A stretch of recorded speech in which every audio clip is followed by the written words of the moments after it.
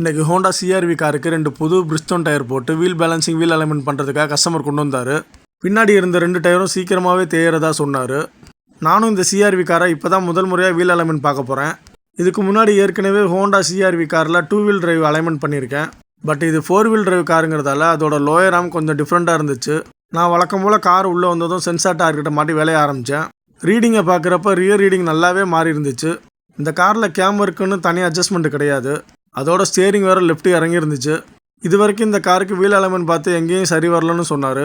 இங்கே வந்துட்டு இனிமேல் அந்த வார்த்தையை நீங்கள் சொல்ல மாட்டீங்கன்னு ஓவர் பில்டப் பண்ணிட்டேன். நான் ஸ்டியரிங்கை சென்டர் பண்ணி அதை லாக் வச்சுட்டு கீழே போனேன்.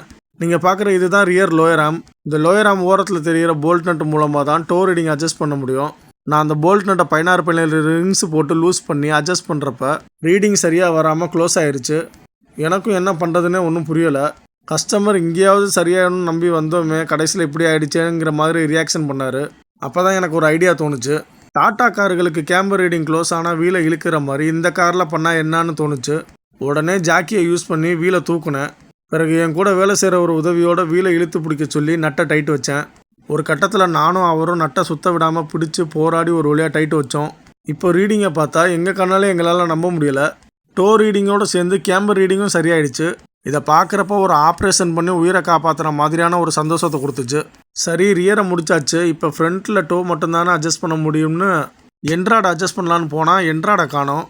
நானும் இந்த பக்கம் அந்த பக்கம்னு தேடுறேன். கடவுளே, இது என்னடா சோதனைன்னு மேலே பார்த்தா மேலே தாங்க இருக்குது. பிறகு அதையும் லூஸ் பண்ணி அட்ஜஸ்ட் பண்ணேன்.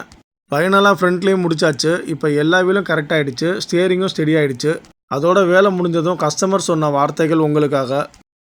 நான் ஒரு 3 வருஷமாக அலைகிறேன். இந்த அலைன்மெண்ட் பிரச்சனை வந்து ஷோரூமு, வெளியில் இருக்க மெக்கானிக்ஸு, ஸோ எல்லாமே பார்த்துட்டு ஸோ எக்ஸாக்ட் ரீடிங் வந்து இவங்களால் கொண்டு வர முடியல. அப்புறம் அண்ணன் தான், அதுல் அண்ணன் தான் எனக்கு வந்து இந்த ரீடிங்கை கொண்டு வந்து கொடுத்தாரு. இது வரைக்கும் ஷோரூமு அப்புறம் வெளியில் இருக்க மெக்கானிக்ஸு ஸோ யாருமே வந்து இதுக்கு சொல்யூஷனே கொடுக்கல. இந்த ஹோண்டா சிஆர்வி வந்து நான் ஸ்டார்டிங்லேருந்து வச்சுருக்கோம். இதோட கிலோமீட்டர்ஸ் வந்து பார்த்திங்கன்னா ஒரு 1.5 லட்சம் கிலோமீட்டர் தான் ஓடி இருக்குது. ஆனால் வந்து இந்த அலைன்மெண்ட் வந்து பார்த்திங்கன்னா இந்த டயர் வந்து ஒன்ஸ் ஒரு புது டயர் போட்டிங்கன்னா 2000 கிலோமீட்டர் கூட ஓடாது. ஸோ இந்த 2000 கிலோமீட்டர் ஓடுறதுக்குள்ளே ஒரு புது டயர் மாற்றி நான் ரொம்ப கஷ்டப்பட்டு இருந்தேன். காரணம் வந்து இந்த அலைன்மெண்ட் ரீடிங் வந்து கரெக்டாக வரல. அப்துல் அண்ணன் வந்து எனக்கு கரெக்ட் பண்ணி கொடுத்தாரு. ரொம்ப தேங்க்ஸ் அப்துல் அண்ணனுக்கு.